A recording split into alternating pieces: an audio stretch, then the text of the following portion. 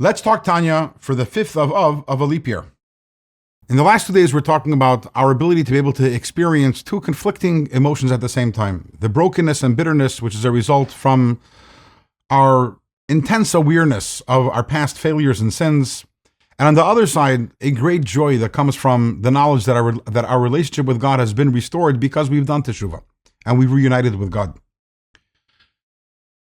On this topic, the Alter Rebbe cites a verse, chapter 51 of Tehillim. It's a chapter which we say as part of the bedtime Shema every single night.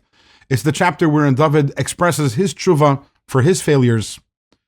And one of the verses, David HaMelech says, "V'chatasi negdi samid," which essentially means he's saying, God, I want you to know that the sin that I have done will always be opposite me. I'm never going to forget my failure. And the question becomes, if a person walks around life and their sins, their mistakes, their past mistakes are always right in front of them, how can such a person experience joy? And as we know, this is something we've discussed earlier on in Tanya, the importance of always being besimcha, being in a joyful frame of mind, how important that is in order to be able to serve Hashem properly. But if I'm always contemplating the sins that I have done, how is that possible? So Alter Rebbe tells us that the word negdi, the word opposite, doesn't mean something which is nearby. It means something which is there but from afar.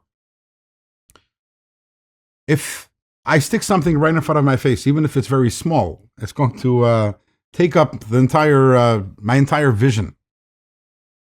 But if something of that same size, or even something which is larger, but it's far off in the distance, it's one of the things that I see. It's one of the things that I'm aware of, but it doesn't consume me entirely.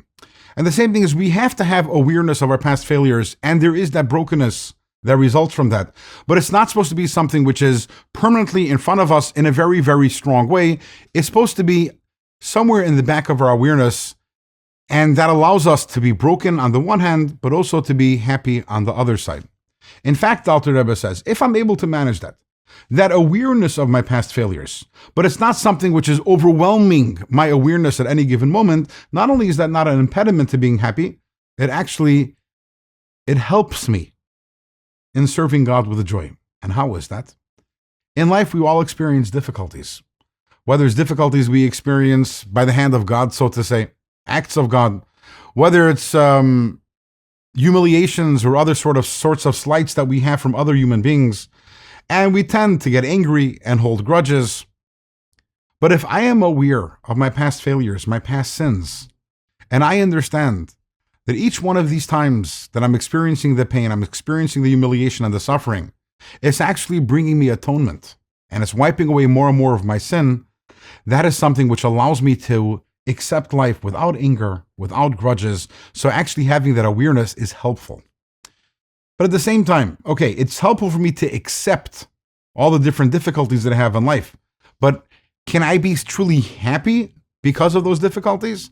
The Alter Rebbe says yes, and the reason for that will be discussed in tomorrow's Tanya.